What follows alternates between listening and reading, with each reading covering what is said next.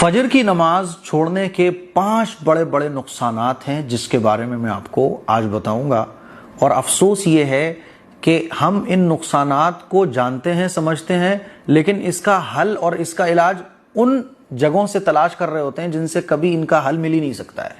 ان کا حل تو نماز کے اندر ہے، فجر کی نماز کے اندر۔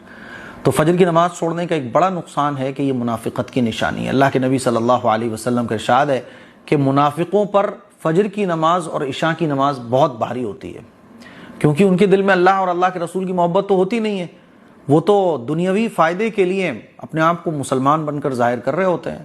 تو ان کو فجر اور عشاء بہت بھاری پڑتی ہے کیونکہ یہ آرام کا وقت ہوتا ہے، اور ایمان والوں کے اوپر کوئی باری نہیں ہوتی ہے۔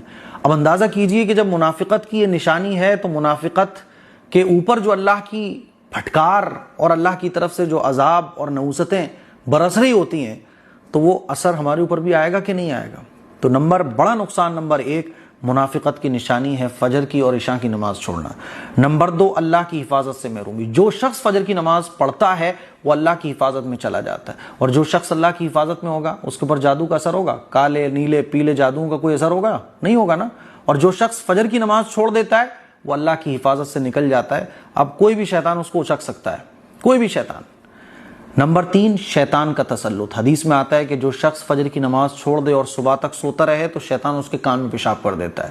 کان میں پیشاب کرنے کا مطلب کیا ہے؟ کہ شیطان اس کے اوپر قابض آ جاتا ہے۔ اب ہم لوگ کیا کرتے ہیں کہ صاحب باڈی بھاری ہے، ایسا لگ رہا ہے کسی نے میرے اوپر کچھ کرا دیا ہے، ارے یار اب ہم تعویذ بھی لے کے آ رہے ہیں، فلیتے بھی لے کے آ رہے ہیں، کوئی فائدہ نہیں مل رہا ہے۔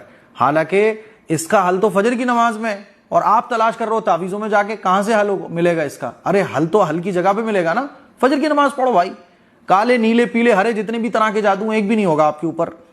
نمبر 4 رزق میں اور وقت میں بے برکتی۔ آج ہر شخص پریشان ہے کہ میرے رزق میں برکت نہیں ہے۔ ارے بھائی حدیث میں آتا ہے کہ فجر کی نماز پڑھنے کے بعد اللہ کے فرشتے اللہ کی طرف سے رزق لے کر اترتے ہیں۔ رزق میں برکت آتی ہے فجر کی نماز پڑھنے سے۔ اب آپ فجر کی نماز تو پڑھ نہیں رہے اور برکت کے لیے آپ نقشے لا رہے ہو، برکت کے لیے آپ تعویذ لا رہے ہو، آئے گی برکت؟ برکت تو یہاں ہے، تلاش کر رہے ہو وہاں، دلی جانا ہو ادھر، آپ جا رہے ہو لکھنؤ کی سائڈ میں، کبھی زندگی میں دلی نہیں پہنچو گے آپ۔